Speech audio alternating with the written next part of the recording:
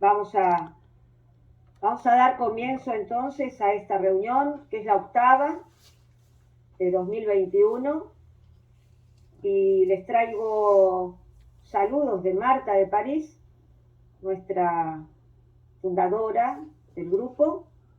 Siempre el mismo deseo para nosotros, su equipo y a todos los que participan, los mejores deseos para esta reunión. Así que damos comienzo. Adelante, Graciela.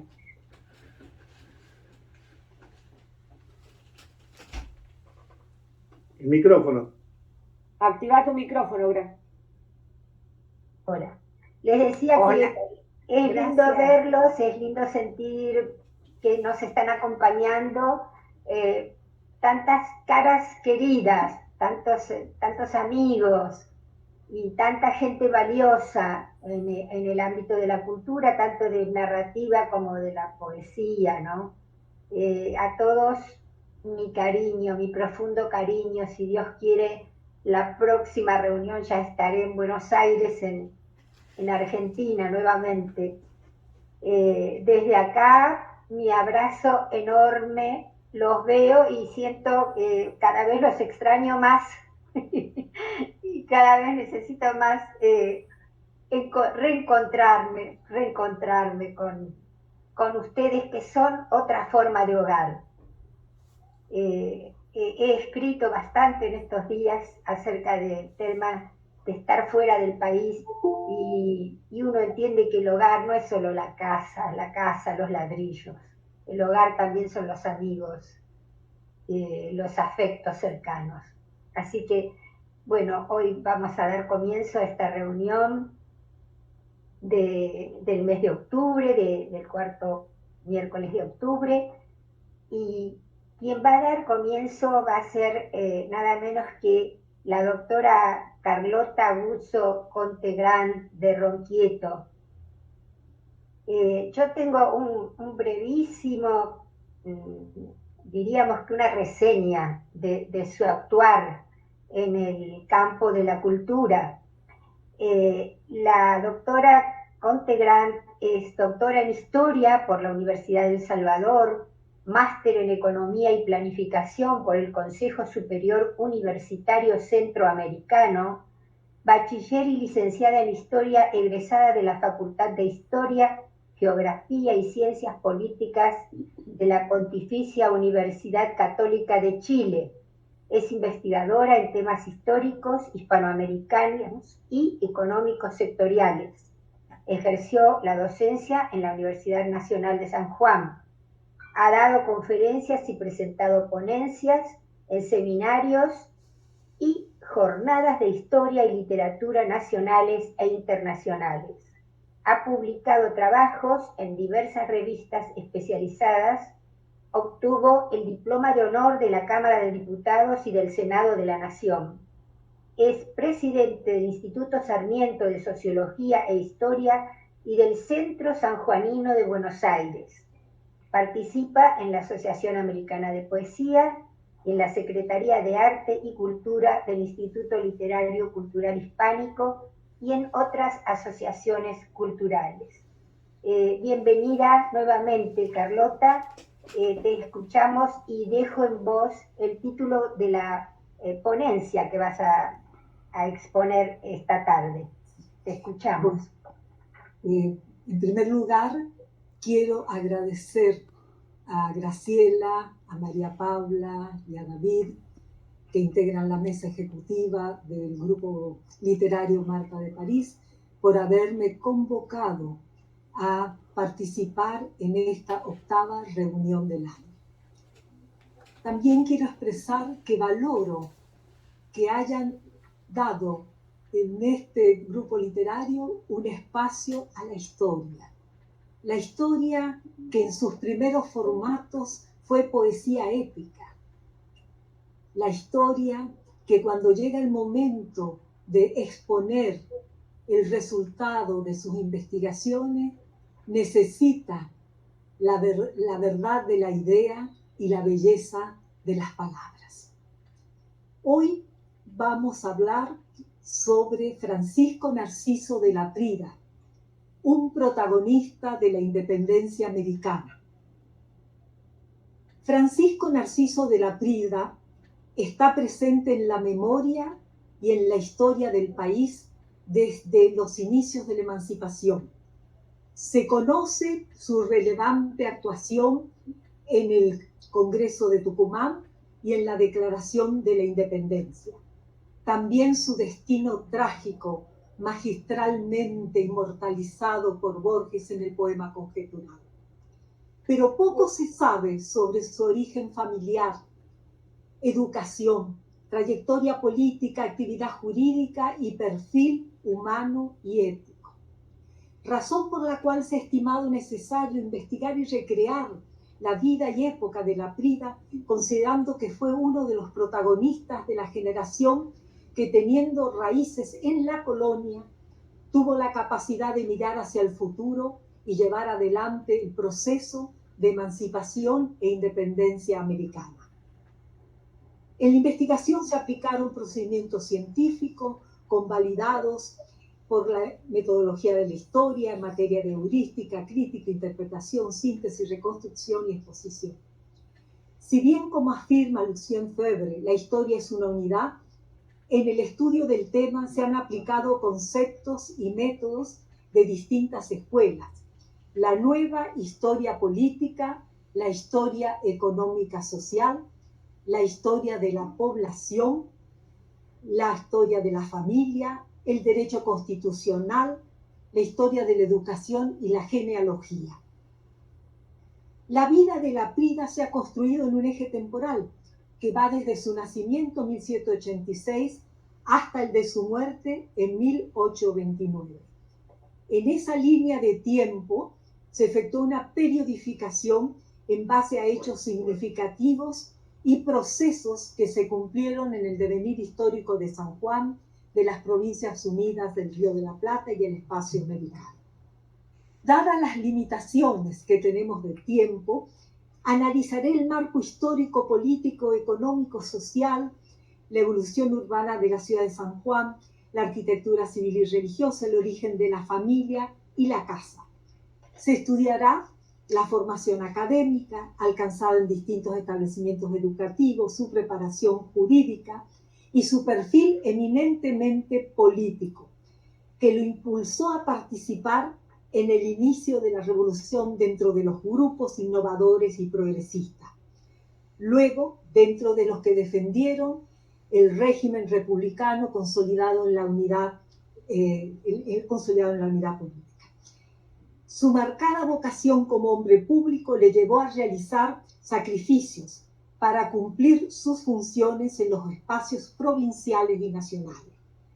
Se destacará cómo libró desde el pensamiento y la acción una lucha sin tregua para construir, junto a una dirigencia, las bases del Estado argentino, lucha en la cual le fue su vida. Primer punto: nacimiento de Francisco Laprida, San Juan y su familia. En la ciudad de San Juan de la Frontera, un 28 de octubre de 1786, nació Francisco Narciso de Laprida, hijo de José Ventura de Laprida, comerciante asturiano, y María Ignacia Sánchez de Loria, perteneciente a una familia criolla de relevante trayectoria en la conquista y colonización de América. 10 años habían transcurrido desde que el corregimiento de Cuyo, del cual formaba parte San Juan, había sido separado política y administrativamente de la Capitanía General de Chile e integrado al Virreinato del Río de la Plata. Cuando nació Laprida, se vivían tiempos de cambio. El centro de gravedad de Cuyo se había desplazado del Pacífico al Atlántico. La economía de San Juan se basaba en una actividad agrícola bajo riego, intensiva en mano de obra, cuyo excedente se orientaba hacia los mercados de Buenos Aires, Córdoba, Tucumán y Salta, con una minería incipiente, una actividad ganadera orientada hacia la producción de animales para el transporte de arrias y carretas, una actividad industrial básica que transformaba el producto de la vid en aguardiente y vino, y el trigo en harina, y una artesanía destinada al consumo familiar. Su comercio había alcanzado un cierto giro como para ser la primera fuente de ingresos fiscales, en torno al cual se formó una importante clase de comerciantes. Según el censo de 1777, San Juan contaba con 7.793 habitantes, de los cuales residían el 83% en la propia ciudad y un 17% en Hacha, Vallafértil, Calingasta.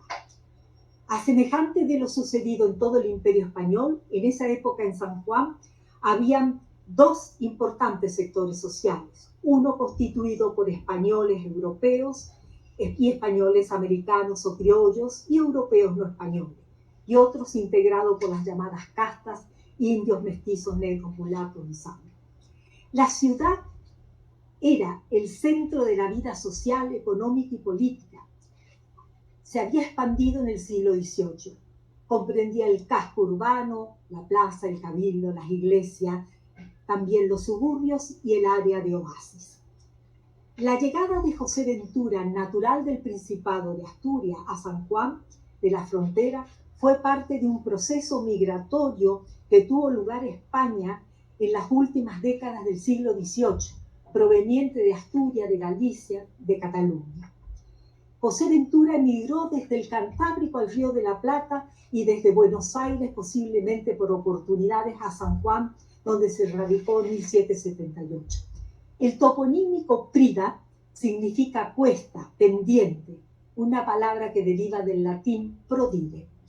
Es un toponímico que aparece en varios lugares de Asturias, pero fundamentalmente la investigación indica que provenían del concejo de Villaviciosa, donde tuvieron origen los Laprida de San Juan, los García Laprida de Buenos Aires y los Laprida de San Nicolás, donde están los ancestros por vía materna de Jorge Luis Borges. Jorge Luis Borges hablaba de su abuelo Acevedo Laprida y siempre se sintió espiritualmente unido a Laprida. De ahí, bueno, se comprende su poema.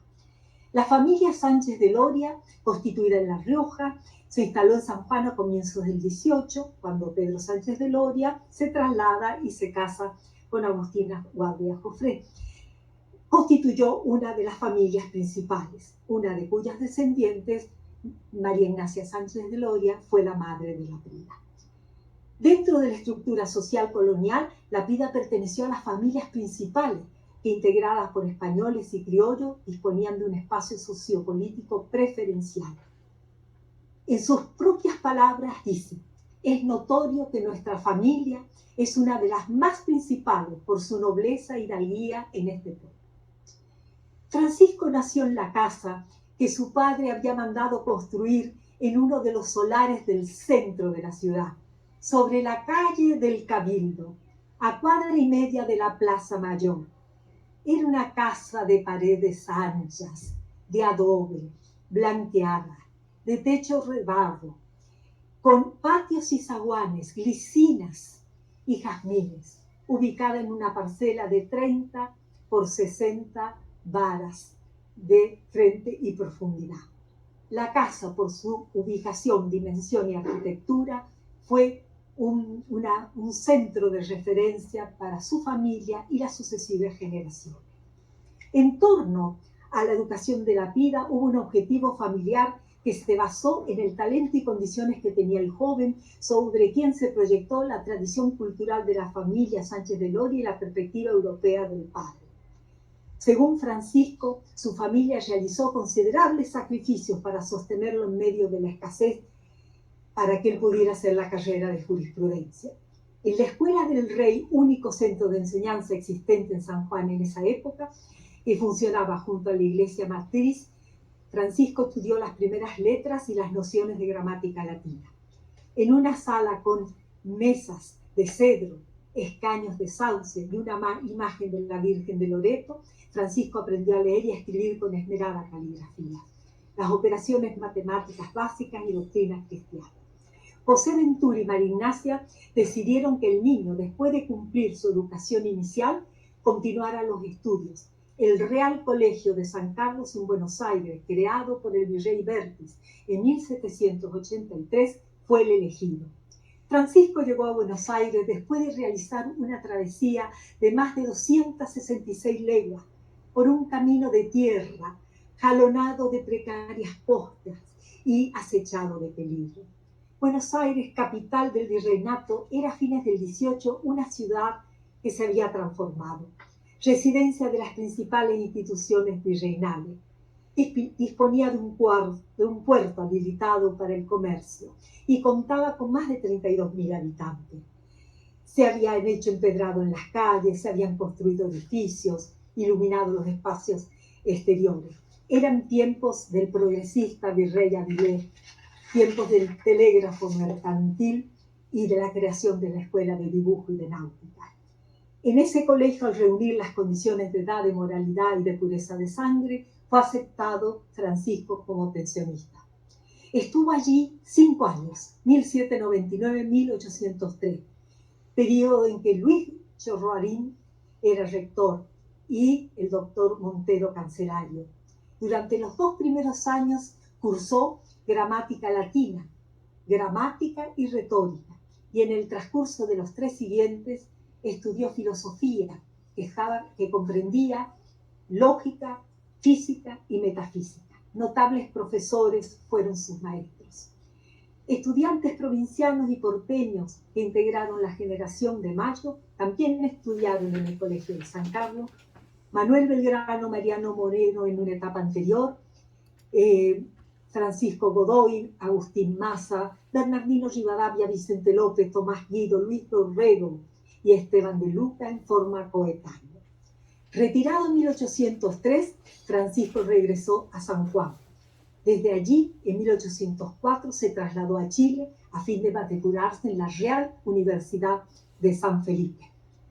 Cuando Francisco llegó a Chile, también encontró una ciudad de 30.000 habitantes, renovada y embellecida. Para ellos era una ciudad deliciosa, de vegetación floreciente, de calles limpias, casas amplias, con jardines adornados con fuentes de piedra y variedad de plantas, con nuevos edificios como el Palacio de la Moneda, la Audiencia y la Aduana. La Real Universidad de San Felipe fue erigida por Felipe V en 1738, después de largas gestiones. La Real Cédula de su creación solicitaba que esta universidad tuviera la calidad de la de Salamanca y la de San Marcos de Lima. Contaba con 5 facultades: teología, filosofía, derecho, medicina y matemática, y gozaba de un gran prestigio. Allí en la Facultad de Derecho estudió la Frida desde marzo del 5 hasta mayo del 7 en la carrera de bachiller en cánones y leyes. El análisis del expediente, que felizmente uno ha podido tener en sus manos, muestra que realizó una carrera universitaria con notoria aplicación y empeño. Esto nos hace recordar al poema conjetural de Borges, donde dice: yo estudié las leyes y los cánones.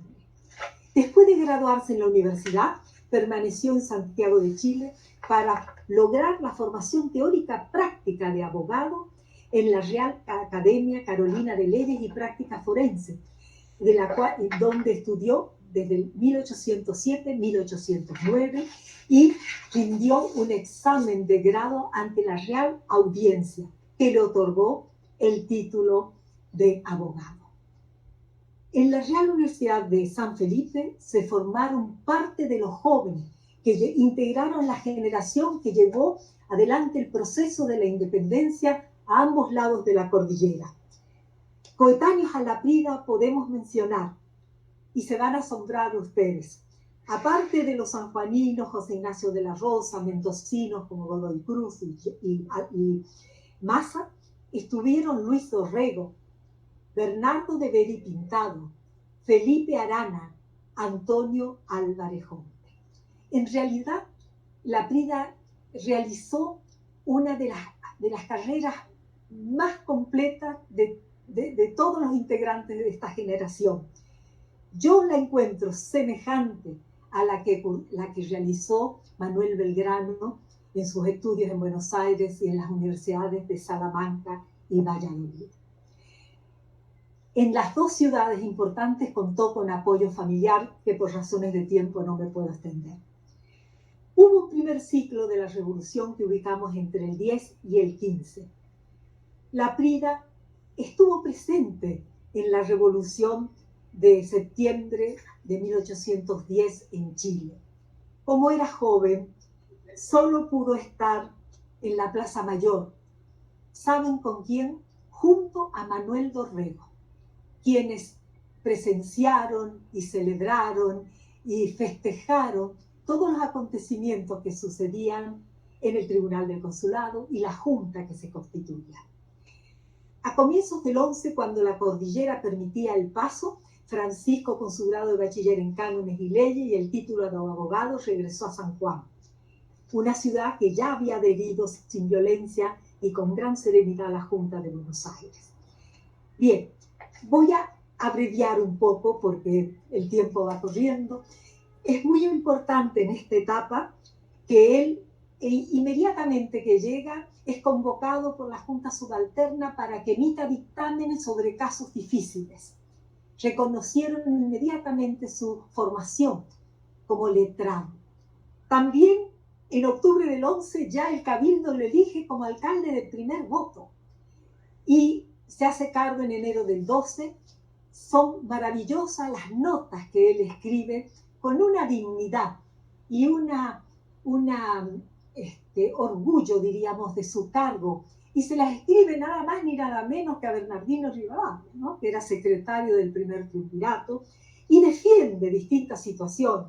Se niega a que se lleven reclutas porque se necesita la mano de obra en la zona agrícola y distintos temas, ¿no? En 1812, la Prida fue elegido diputado por San Juan ante una asamblea legislativa de octubre del 12.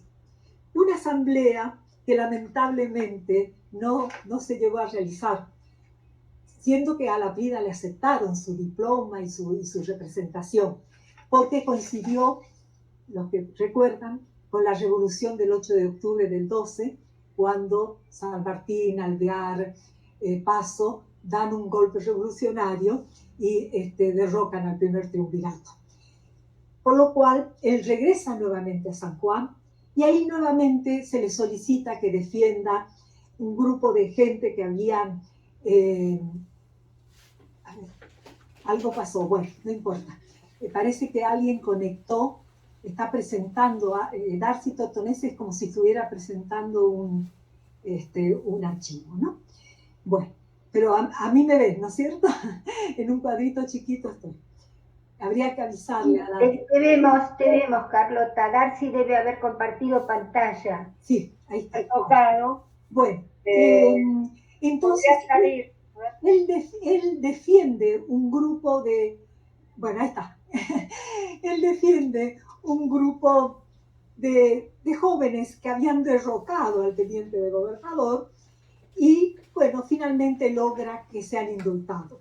Esta es una etapa en todo el país en que fue Alperindongui lo dice, es una etapa en que hay una incesante experimentación política. Llegamos a 1815, la Prida y el Congreso de Tucumán. Acá me voy a ampliar un poquito. Declarar la independencia y organizar el país eran los objetivos del Congreso, convocado en el 15. Era la condición necesaria que San Martín solicitaba para poder llevar la guerra por la emancipación americana, no como un general insurgente, sino como un jefe de un Estado libre y soberano. Para alcanzar ese objetivo, la Prida y Fray Justo fueron elegidos diputados por San Juan y Godoy Cruz y Maza por Mendoza y Pueyrredón por San Luis. Se trasladan por carretera, por supuesto, y en los transportes de la época. Sabemos que el Congreso se instala en marzo de 1816 y reconocen todos los historiadores, entre ellos Mitre, que el grupo de diputados eran de un nivel profesional y de condición, de formación y de condición social excepcional. Yo tengo algunas estadísticas, pero no nos van a dar los tiempos, en que sobre 31 diputados es muy importante observar que la Prida con Godoy Cruz, Serrano o Malavia estaban entre los 25 y los 30 años. Y de los 31, 20 eran abogados. Algunos eran teólogos y había un militar y un comerciante, ¿no? Bien, durante los 3 primeros meses se fueron tomando distintas decisiones hasta que no puedo, por razones de tiempo, enumerar. Lo importante es que en el mes de junio de 1816 fue muy trascendente en la vida de la Prida. Habiendo tocado por sorteo la presidencia a la provincia de Cuyo, sus diputados lo propusieron como presidente, considerando que era quien tenía las mejores calificaciones para ejercer esa función. Analizando las actas, ¿no?, del Congreso de Tucumán, se observa que la actuación de la Prida fue extraordinaria en el mes de julio, ejerció aplicó un ritmo rápido y eficiente, exigió un trabajo diario, fue capaz de jerarquizar temas, tuvo un lenguaje preciso y austero. Bien, sucedidas las primeras 3 sesiones, 3, 4 y 5 de julio, y la sesión del 6, donde la Prida se reúne junto con todos los diputados con Manuel Belgrano, aquella famosa sesión secreta. Llegamos al 9, donde se debate y se declara la independencia, ¿no? Bajo una fórmula que si querían las provincias ser una nación libre e independiente de los reyes de España y su metrópoli. Y fue votada por todos los diputados en forma general y en forma particular bajo el seguro y garantía de sus vidas, saberes y fama. Habrían otros temas. El Congreso está en Tucumán todo el 16 y se traslada en el 17 a Buenos Aires, donde la Prida continúa su trabajo como legislador. Ya lo hemos señalado, su trabajo como abogado, su trabajo como político. Él desempeña su trabajo como legislador y participa en redacción de reglamentos, etc. Y en el 18, por la enfermedad de su padre, regresa a San Juan. Solo voy a decir que el año 18 fue muy importante para la Prida. Es el año en que él contrae matrimonio con Micaela Sánchez de Loria, su prima hermana, en la iglesia matriz de la ciudad de San Juan. Un matrimonio para el cual hubo que pedir una dispensa especial en el obispado de Córdoba, porque eran primos, y a él le exigieron que la dotara a la chica, porque estaba en una situación de mucha pobreza, con 500 pesos de la época, y 200 para los colegios de huérfanos y seminarios. La Prida en el 18 alcanzó a ser gobernador interino de San Juan y realizó una importante labor en materia de obras públicas, en materia de educación, en materia de salud y en materia de construcción de caminos a Chile. En el año 19 fue asesor del Cabildo y también en el 19 fue elegido senador por Buenos Aires y por San Juan. Velozmente solo quiero decirles que entre 1820 y 25 la Prida se concentra en la provincia de San Juan, que se constituye como provincia en 1820, y realiza una acción extraordinaria en la conformación del Estado, en la creación de la Cámara de Legisladores, en la organización del Poder Judicial. Él intentó crear la República de Cuyo y redactó un estatuto, una constitución que es notable para la época. Y desempeñó todas las funciones en los 3 poderes. En 1824, a fines, es elegido diputado para el famoso Congreso General Constituyente 1824 y 27. Ese es un tema extenso, bellísimo y extensísimo. Y él estuvo presente desde el momento en que se inauguró el Congreso hasta cuando el Congreso lamentablemente tuvo que cerrar sus sesiones, desde noviembre del 24 hasta agosto del 27. Y fue vicepresidente, presidente de la Comisión de Hacienda, apoyó sobre todo el pensamiento rivadaviano en materia de creación de presidencia, de la ciudad de Buenos Aires, etc. Una vez que él termina por supuesto que él se pronunció por la forma republicana consolidada en unidad de régimen, ¿no? A pesar de que su provincia se inclinó por la forma federal. Al disolverse las autoridades, Laprida regresó a su provincia a fines del 27.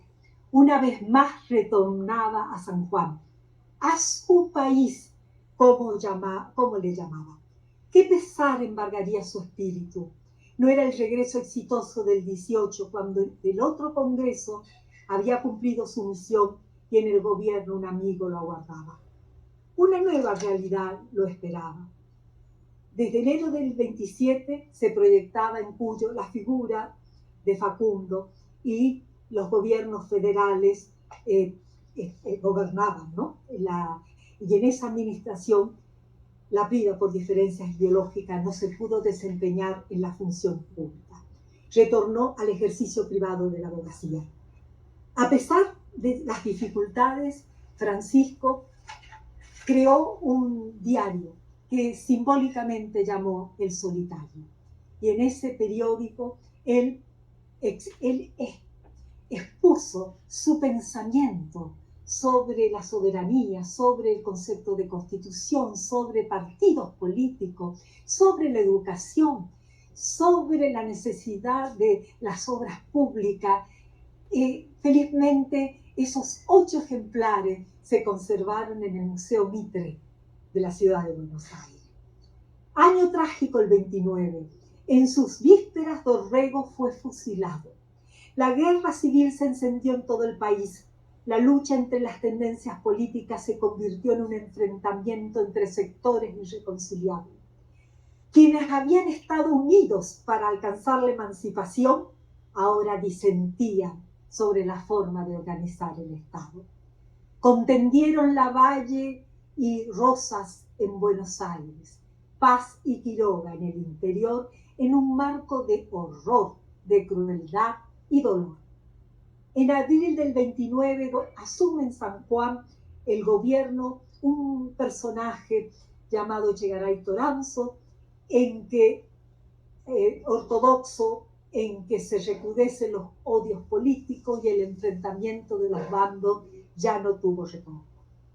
En los primeros días de junio del 29, al regresar un contingente que se había sublevado en las Quijadas, que iba camino a Córdoba a apoyar a Facundo, se produce una revolución unitaria en San Juan, de muy breve alcance, porque inmediatamente el gobernador llamó a los soldados, que eran los caudillos de Mendoza, y ellos someten al grupo unitario. Se inició la persecución de los unitarios de San Juan, entre ellos Laprida, Rojo, Godoy de la Rosa. El no haber sido encontrado con arma salvó a Laprida del juicio sumario y quizás de algo más.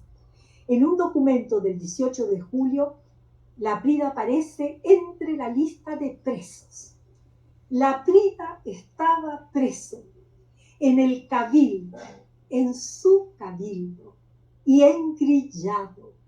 En esa circunstancia, su mujer Micaela Sánchez eleva una nota al gobernador y les pone que si es digna de consideración la mujer por su delicado sexo, debe ser la angustiada esposa del doctor Laprida, al verlo en rigurosa prisión con grillos, en los padecimientos que sufre y privada por la incomunicación en que se halla, de poder alentar su acongojado ánimo. Ocurro llena de confianza la benevolencia para permitirme a mí y a mis hijos comunicarme con su esposo y padre. El 10 de agosto, los unitarios de Mendoza, aprovechando la derrota de Quiroga en la Tablada, derrotan a Corbalán y eligen a Rudecindo Alvarado, que estaba de paso como gobernador. Los unitarios de San Juan, mediante el pago de una contribución forzosa, se trasladaron a Mendoza. Entre el grupo fue Sarmiento, que tenía 18 años, su padre, Laprida, y un grupo de unitarios sanjuaninos. Allí en Mendoza, Laprida integró el batallón del orden, que tenía la defensa del centro urbano a su cargo. Ha sido muy relatada la revolución unitaria de Mendoza por Damián Jackson, por Páez, por gente cuyas memorias, felizmente gracias a universidades norteamericanas, se han conservado. Y progresivamente se fue produciendo una situación insostenible, una verdadera hecatombe. Entonces, el grupo unitario, ante esa situación, vieron que las fuerzas federales de San Juan, de La Rioja y de Mendoza los rodeaban y eran mayor en número y en armamento. Entonces decidieron ingenuamente irse a San Luis, creyendo que les iban a permitir partir. Laprida, atrapado en un presente de violencia, tomó la decisión de acompañarlos. Sus amigos le rogaron que no se expusiese, pero él se negó y dijo: esta es mi causa, la seguiré hasta el fin. A San Juan no podía regresar, no quiso emigrar a Chile, caminó hacia el naciente, buscando la libertad. Ese hombre, formado en la belleza de la poética, en la claridad de las leyes, se había quedado sin espacio para vivir. Sentía que ya no tenía lugar en un país donde la desunión, el odio y la guerra se habían adueñado de todo. Trágicamente se aproximaba a su destino. Comenzó la marcha el 21 de septiembre, tiempo de primavera en Cuyo, tiempo de sauces, de álamos brotados y de viñedos brotados también. A 5 millas de la ciudad, en Pilar, un potrero de alfalfa rodeado de tapias, la columna se detuvo a descansar. Amenazantes, las fuerzas federales los cercaron. Estaban allí Villafañe de La Rioja, Quiroga Carril de San Juan y los Aldao.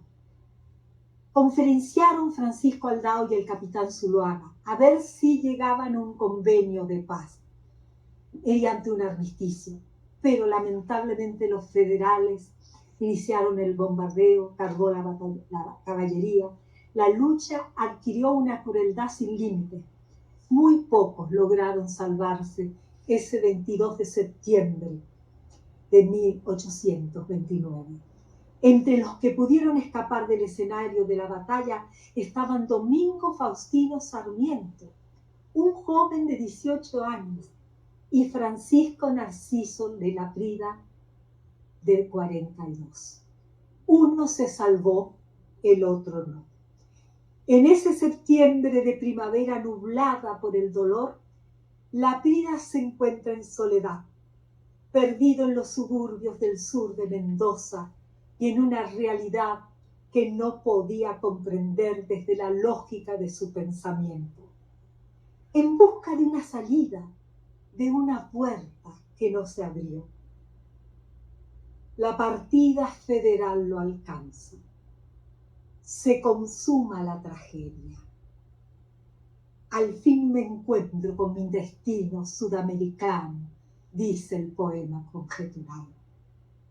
Sarmiento fue el último que, comillas, oyó aquella voz próxima a enmudecer para siempre. Dijo que Laprida había muerto asesinado, acaso por algún soldado que, como aquel romano que mataba a Arquímedes, no sabía lo que hacía. Y enfatizó: me quedó una impresión profunda para toda la vida de este hecho, y diría que los manes de aquel hombre me acompañaron siempre. Espanto en la casa grande. Ha muerto Narciso. Esta vez se fue para no volver. Micaela corrió al cabildo, clamando a Facundo la justicia que no llegó. No pudo Trinidad, su hermana, como Antígona, sepultar su cuerpo, porque nunca se encontró. Gracias.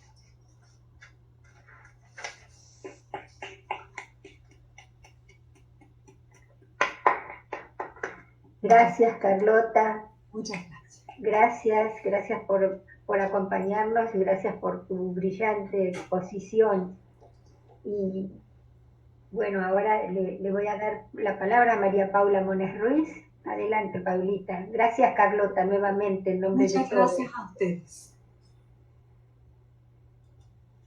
Bueno, también felicito, Carlota, por tu exposición y por ese entusiasmo que, por lo menos creo que todos, no hemos perdido detalle de lo que contaste, porque cuando las cosas se cuentan desde adentro, se captan y llegan. Así que felicitaciones. Bueno, me toca presentar en la mesa de poetas a la poeta colombiana Bella Clara Ventura, que nos acompaña hoy. Estamos muy contentos, es la primera vez que la tenemos con nosotros. Les voy a leer brevemente una hoja de su vida literaria, artística, que dice: Bella Clara Ventura nació en Bogotá, novelista y poeta colombo-mexicana-israelí. Durante años se dedicó al cine como guionista, productora y directora de filmes, profesión que le dio honores y la posibilidad de saltar de la imagen a la literatura para expresar sentimientos e ideas en palabras que la habitan. Desde hace 30 años la literatura es su reino. 22 poemarios publicados en diversos países, 12 novelas, varias antologías y libros de cuentos. Sus textos recibieron numerosos premios internacionales, una carrera en las letras con un doctorado honoris causa en los Estados Unidos, 2010. Considerada por la Universidad Santo Tomás de Bogotá en 2008 como una de las 50 mujeres más importantes de la cultura en Colombia. Invitada a múltiples encuentros internacionales. Acaban de publicar el libro Escritura Luminosa, creo que le hace honor al nombre, Escritura Luminosa, obra y vida de Bella Clara Ventura, en Madrid por la editorial Pigmalión, compilación realizada por los académicos de relevancia como son Carlos Vázquez Sadvasky y Cecilia Castro Lee. Sostiene a lo Machado que solo se hace camino al andar. Te escuchamos, Bella. Bueno, ante todo, quiero agradecer inmensamente esta invitación. Me complace inmensamente trasnochar, porque de verdad que trasnochar por la poesía nunca es trasnochar, es madrugarle a la palabra. Gracias, Carlota, por haberme acercado. No sé si sea un familiar mío muy, muy lejano, pero hay un Ventura por ahí suelto que, bueno, me trae mucho a colación el nombre, que es un nombre que de verdad engolosina mi devenir. Así que quiero agradecerlos a todos, a ti especialmente, María Paula, por esta invitación. Me complace inmensamente. Así que voy a empezar con el poema Bandera, que siempre acompaña mis recitales o mis lecturas, que dice así: arma, jugando con las palabras, como se mata con los fusiles, se descubre el orden de una palabra.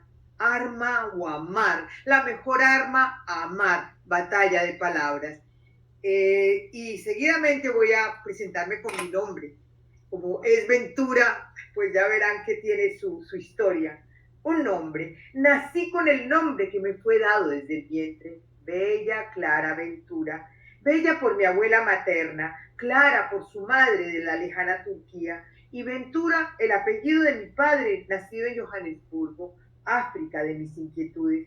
Bajo corazas me rebelé, demasiado peso sobre mis espaldas, bella y clara. ¿Qué más pedían de mí? Hubiera deseado borrar mi pasado y tener un nombre más anodino, pero como nada es casual, debí asumir que sería Bella Clara Ventura hasta la muerte. Aprendí a querer mi nombre a fuerza de oírlo a diario. Mi mantra personal irradiaba por los poros. Ya había luz, ya era clara. Tuve suerte, la aventura de percibirlo a pesar de los dolores, hechos cábalas para afrontar la existencia desde la claridad. Me habita en el camino del prodigio del alma, de lecciones hace consistente la vida. Desde entonces soy bella, clara aventura, digno ser de su nombre, lo recibo con amor y con más destellos al prójimo lo prodigo. Fue muy lindo oír sobre la historia que yo no conozco demasiado, pero para mí acercarme a cualquier hecho histórico me regresa a un poema que escribí sobre la historia, que te lo dedico, Carlota, con agradecimiento por sus palabras. Historia. Imagino tiempos aquellos, la historia al natural, retrato de tantos ciclos que mi corazón enhebra. Verme en imagen resulta una sorpresa. Cruzo las eras, era de mis silencios, expresión de luna aferrada al recuadro, eco de mi yo, doble que me devuelve brillos, efecto óptico, lo reconozco como propio, mapa en reflejo. Me encanta verme, saber que mi figura me regresa a la estampa, igual que aquellos nativos que por vez primera descubrían los beneficios del espejo, espejeaban sus vidas en cada arruga acusada, o en sonrisas que al infinito repetían o repartían la sonrisa. No me alejo de esa época con sus dolores y atrevimientos, irradiados en lágrimas. Persigue a nuestros ancestros, de su imagen dejan el registro del padecimiento de un ayer, espejo del tiempo donde me veo, reflejo de mi pueblo, arquetipos que me miran a sí mismos. En uno de ellos siembro la lectura de todos los espejos, aún los de aumento, donde veo el reflejo del amor que soy yo. Y voy a seguir con el poema Espejo. El espejo me dio su palabra, me devolvió las arrugas de la frente, la pata de gallina y la sonrisa de payaso, mapa de emociones en mi rostro, huellas de vivencias que la luna de la verdad no borra, marca de dolores y alegrías registradas con la cuenca de la experiencia. El espejo no miente, me muestra mis propios defectos en el reflejo hallado en los demás. De ellos he aprendido a verme, talla cada rostro y rastro que deja la presencia del otro en mí. Somos espejos los unos de los otros. Con dichos distintos me reconocí al mirarme al adentro. Un reflejo más auténtico al permitir que la niña interior saque a relucir su forma de obrar. Transmuta el rictus de tristeza para en él haber aprendido el brillo de mi espejo, impar e irreparable con mi propia naturaleza, de luces y de sombras captadas en el marco de mi existencia. Y bueno, yo de verdad quiero mostrarles que este libro es un libro que me complace porque dice el milagro de la palabra. Pienso que la palabra es un milagro. Y aquí en este libro recojo muchísimas palabras que por supuesto no les voy a leer todas. Voy a terminar después con una sola palabra que me encanta y me engolosina. Pero quiero presentarles el libro que justamente mencionaste, María Paulina, porque me complace muchísimo ver que en vida me rindo en un honor tan grande como el sacar a relucir mi obra y mi vida en un libro que fue recientemente publicado en la Feria de Madrid, que se llama Escritura de Luz, como bien lo dices. Y es lo que siempre he buscado a través de mis escritos, esa luz que me persiga, además desde mi nombre, y también como misión de vida, que pienso que es importante mantenerla presente. Les voy a leer un poema a la vagina.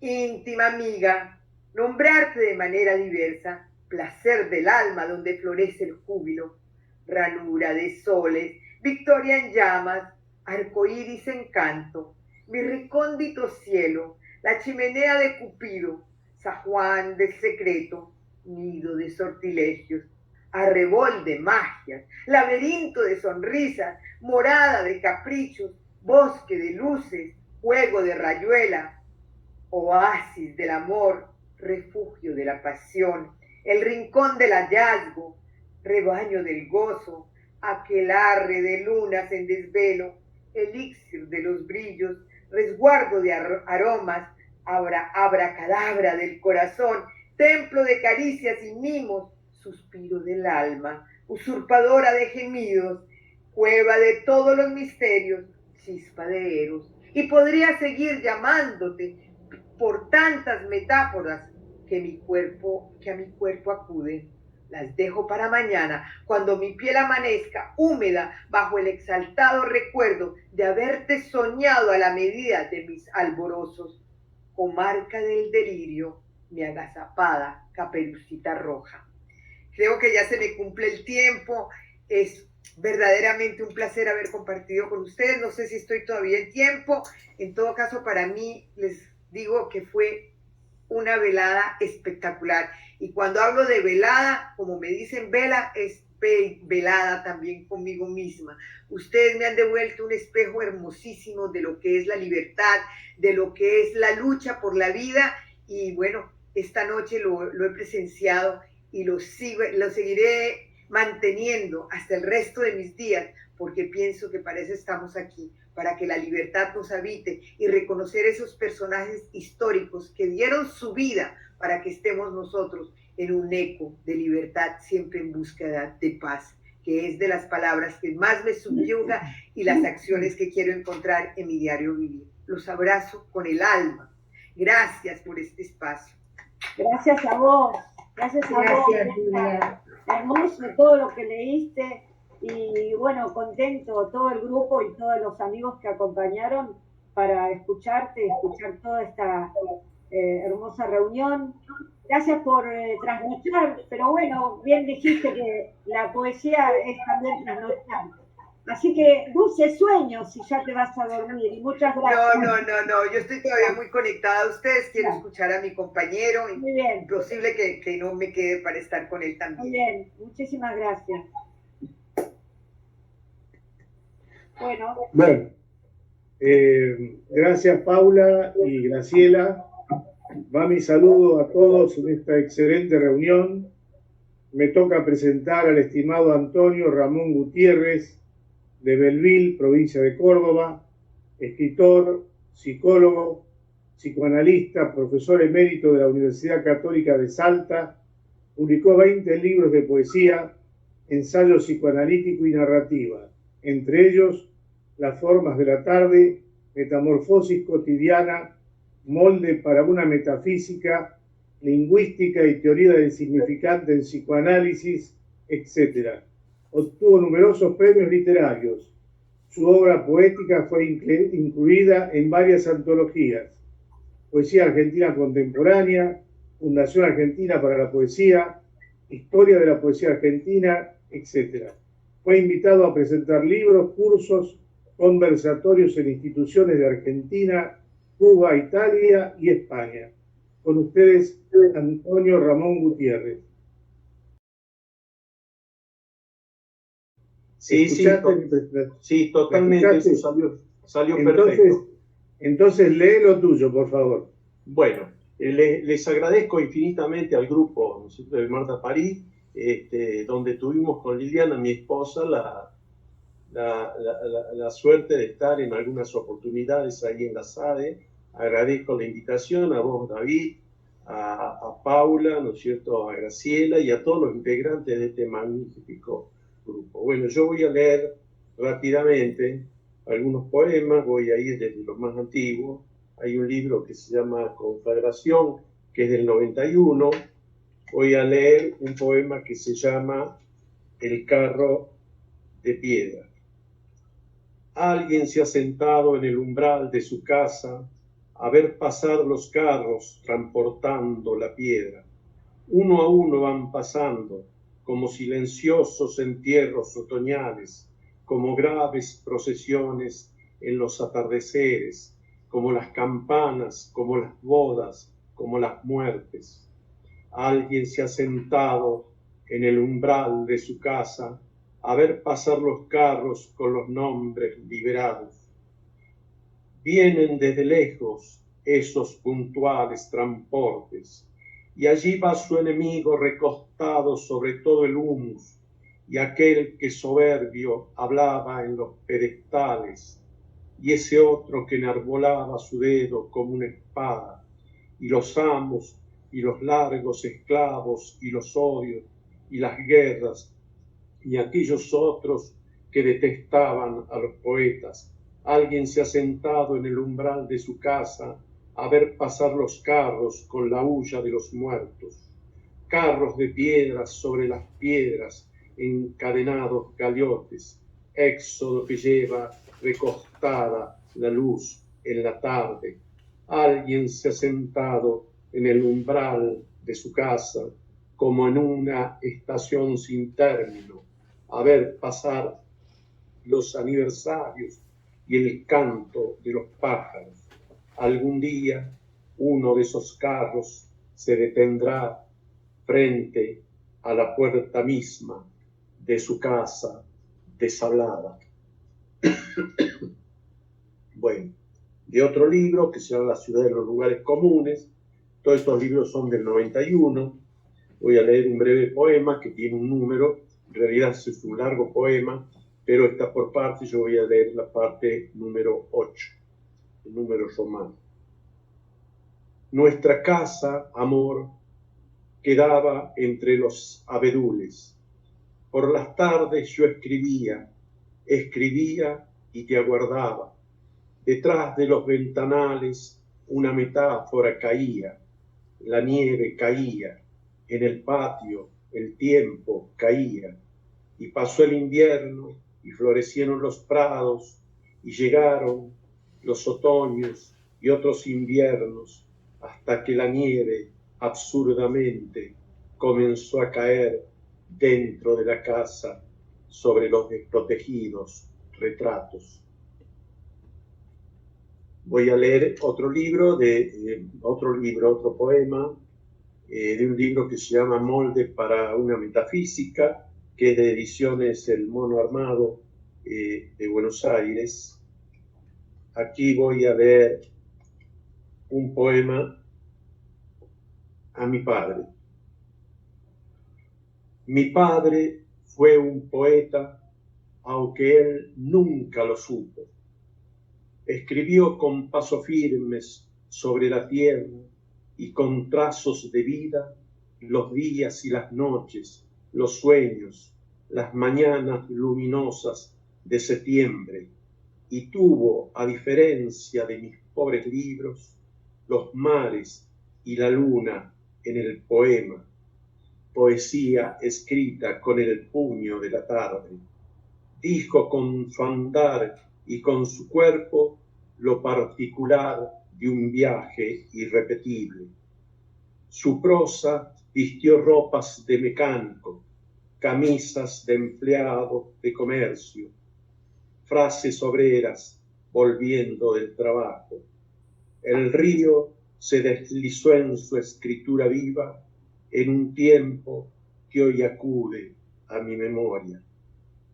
Padre, hasta aquí llega mi elegía. ¿Para qué insistir en surcar con palabras tus mares vividos? Bueno, de este mismo libro voy a leer otro poema que se titula Otra Begoña. En realidad le había puesto La Begoña, pero me acordé que ya tenía un poema anterior que se llamaba La Begoña, entonces iba a haber poemas Begoña por todas partes. Entonces no sabía qué título ponerle, le puse La Otra Begoña. La begoña, repleta de sí, abre en el patio sus pétalos como una ofrenda al vacío que la recibe entre sus vastos amantes. De begoña está llena y no se aparta del borde ni traiciona su plena coincidencia. Floreciendo está en su pulpa, perfecta en su centro, como un dios biológico. ¿Cómo decirlo sin que ya no sea la begoña? ¿Para qué sacarla a fuerza de nombre de tanta justeza? ¿Para qué perderla con el vocablo begonia. Solo atino a nombrarte, realidad en flor, pero no toco tu inaccesible hueso, materia esquiva, átomo fatal. Yo, en cambio, desalojado, vacío de mí, soy esta nada que a los dos nos pierde. Bueno, voy a leer otro más, si tengo tiempo, ¿no? Me avisan cualquier cosa. Se llama Molde para una metafísica, es el poema que da el título al libro. Molde para una metafísica. Para crear una existencia hay que retirar los sobrantes, la materia que le rodea, llegar con el martillo hasta las galaxias y continuar sacando mundo, cavando sombra, hasta dar con la forma justa y definitiva, separada de todo lo que la trasciende. Obtenido ese modelo de piedra temblorosa, hay que volver a llenar el universo, colocar en sus órbitas los planetas, las estrellas en sus constelaciones, los ríos en su cauce, los peces en su espina, jardines alrededor de los brazos, huertas que broten en el afuera vacante.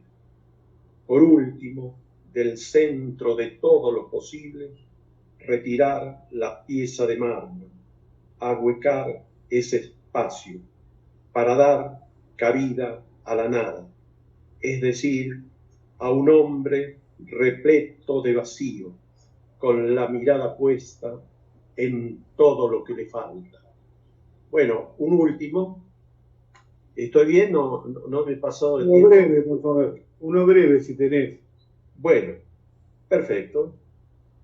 Del libro Orquesta Típica, ediciones del Mono Armado del 2018, se llama El beso. Nuestras bocas se besan, amor, pero solo encuentran al final del encendido viaje el lugar de partida, el punto de inicio. Nos besamos en esta noche hasta sangrarnos, hasta dolernos. Tu cuerpo comienza donde termina el mío. Abrazo tu figura bellísima, la forma de una diosa a mi costado. Pero los brazos solo llegan hasta las murallas de piel de nuestras residencias vivientes. Oh, dulce vacío entre nuestras bocas, que besan el amor, los propios labios, la propia comisura, al borde de todo lo que no somos. Bueno, muchísimas gracias, muchas gracias. Gracias, Antonio, gracias. Gracias. Gracias a ustedes por la invitación. Gracias, Antonio. Gracias, Paula. Gracias. Muy bien, Antonio. Muchas gracias. Un placer escucharte. Bueno, es un honor y una gran alegría, un gran gusto para mí poder participar en el grupo de Marta París. Los Gracias abrazo por a todos. estar. Gracias por estar con nosotros. Gracias. Sí, pronto vamos a estar, porque yo el 17 voy a Buenos Aires, el 17 ahora de noviembre, hasta diciembre, hasta mediados de diciembre. Así que en algún momento, en algún itinerario por ahí, en algún bar, nos vamos seguramente a encontrar. Nos vamos a encontrar. Bueno, muchas gracias. Gracias. Chao. Gracias. Bueno, como siempre, como en todas las reuniones nuestras, quien finaliza es nuestra querida profesora Nélida Pesaño. Nélida Pesaño, que va a estar a través de un audio, como siempre, con uno de sus poemas. Es profesora en letras, ha ocupado muchos cargos en la Sociedad Argentina de Escritores, últimamente ha sido su vicepresidente, y es una especial amiga del grupo literario Marta de París. nos acompaña siempre cuando hemos estado en la Sociedad Argentina de Escritores, en forma presencial, siempre estuvo con nosotros Nélida Pesaño. Y hoy, de alguna manera, no presencial, pero sí a través del audio, nos ha dedicado para esta reunión uno de sus poemas. Espero que se pueda escuchar bien. Cualquier problema, por favor, me dicen. Queridos amigos del grupo literario Marta de París, Graciela Gucci, María Paula Mones Ruiz y David Surville, todo mi afecto y mi amistad invariables como siempre. ¿Por qué callar ahora? Ahora, ante un silencio ingobernable sin límites, se abre paso la noche y su estruendo se apodera del alma. Los abrazos, las presencias amadas, los nombres, lo vivido sin jaulas y sin sombras. Hoy, la ausencia, el incenso del dolor sempiterno que mutila. Estallan en tropel los pensamientos sin disfraces, todo el amor desnudo a la intemperie. La soledad no miente, aprieta el nudo. La invasión, los designios, arengas, imposturas, hacen trizas la esperanza y los sueños. Cerrojo sobre la propia vida y ardiente soledad. Los muertos son un nombre grabado en una piedra coronada de lágrimas. Y me digo, ¿por qué en esta América del pan y de las mieses, del oro entre las piedras, la madera y el polen, y ríos caudalosos, de océanos de peces, de escándalo, de sol a cuatro vientos? ¿Por qué en esta América gime de sed un hombre ante un plato vacío? ¿Y por qué la ignominia de un alma devastada en la ignorancia? Los hijos de sus hijos heredarán despojos y el vivir en el límite. ¿Por qué callar ahora? Me pregunto, pandemia de por medio, frente al ilimitado cauce de este amor doblegado ante el vacío de la palabra vana. Oh, las voces de los seres siniestros y mendaces. Con un gesto de siglos, Maquiavelo le sopla en los oídos sus heladas de vientos tumultuosos, blindajes del silencio. No hay compromiso ético que valga. Entonces me repito, ¿por qué callar ahora? Si este enorme deseo, si este deseo que crece y se agiganta sin tregua, si este deseo infinito de libertad y justicia todavía está vivo. Nélida Pesaño. Bravo.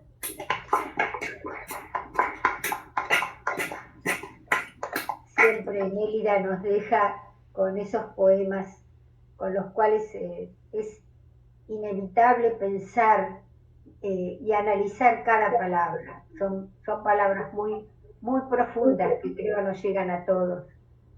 Gracias, Nélida. Gracias nuevamente. Paulita.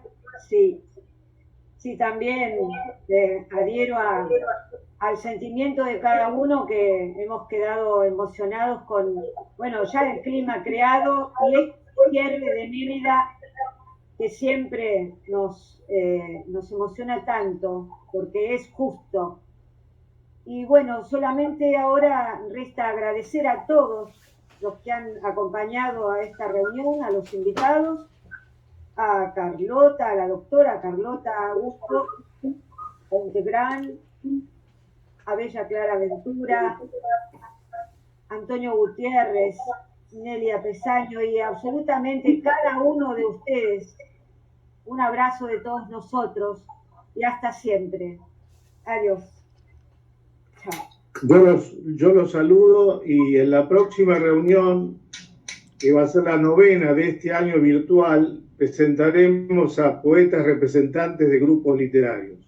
Los abrazo a todos. Ok. Un abrazo y hasta la próxima. Los esperamos. De nuevo, mil gracias por la invitación. Gracias, banquete. Ya puedes. Banquete total. Voy a dormir tranquila, llena de versos y llena de historia. ¿Qué más le pido a la vida? Y de la amistad de todos ustedes.